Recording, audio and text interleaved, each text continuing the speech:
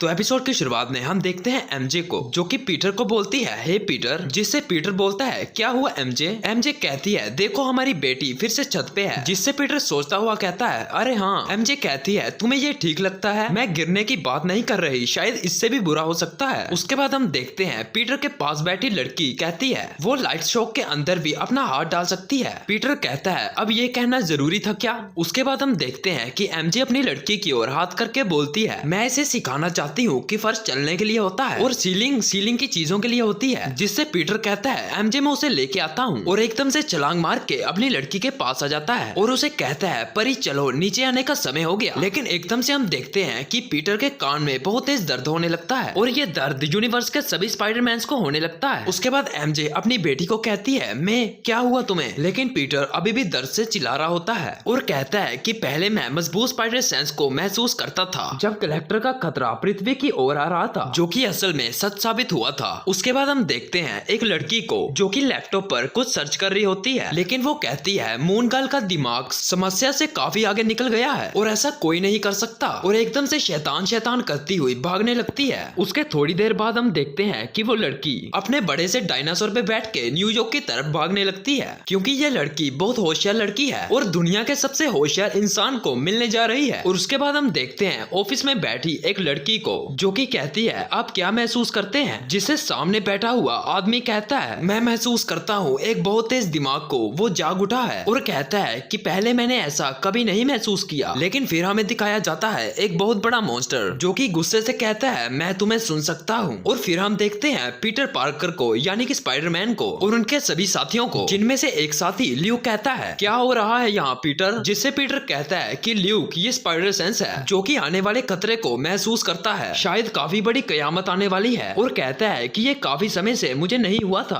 अब मुझे बस इतना पता है कि बहुत बुरा होने वाला है। और एमजे को कहता है कि एमजे मैं चाहता हूँ कि तुम सेफ्टी में रहो, जिससे एमजे कहती है पीटर सब ठीक है। और फिर हम देखते हैं कि पीटर स्पाइडरमैन की क्लॉथ पहन के खिड़की से बाहर निकल के न्यूयॉर्क सिटी की ओर जाने लगता है। लेकिन उसके बाद हम देखते हैं फैंटास्टिक फोर्स के हीरोज को, जिनमें से एक बोलता है कि हमारी लॉबी में एक बड़ा सा डायनासोर पार्क हो गया है, यह डायनासोर उसी होशियार लड़की का है जो कि मदद के लिए आए होते हैं। लेकिन एकदम से हम देखते हैं कि वहाँ पे एक भूकंप का झटका आ जाता है, जिनमें से एक हीरो कहता है कि आखिर ये क्या था। लेकिन एकदम से सामने से रिचर्ड की बेटी आ जाती है जो कहती है डैड मैं आपको कुछ दिखाना चाहती हूँ, जिससे वो इंटेलिजेंट लड़की बोलती है वैसे तो भूकंप काफी कम है, लगता है हमारी पृथ्वी के नीचे से हमला किया जाएगा, जिससे रिचर्ड सोचते हुए कहता है शायद तुम सही कह रही हो, शायद ये जमीन से ही आएंगे, जिसे रिचर्ड की लड़की फिर से बोलती है कि डैड लगता है दुनिया खत्म होने वाली है। लेकिन तभी हम देखते हैं कि एकदम से वहाँ पे ओटाउ द वाचर आ जाता है और वो कहता है कि अब दुनिया का खात्मा होगा,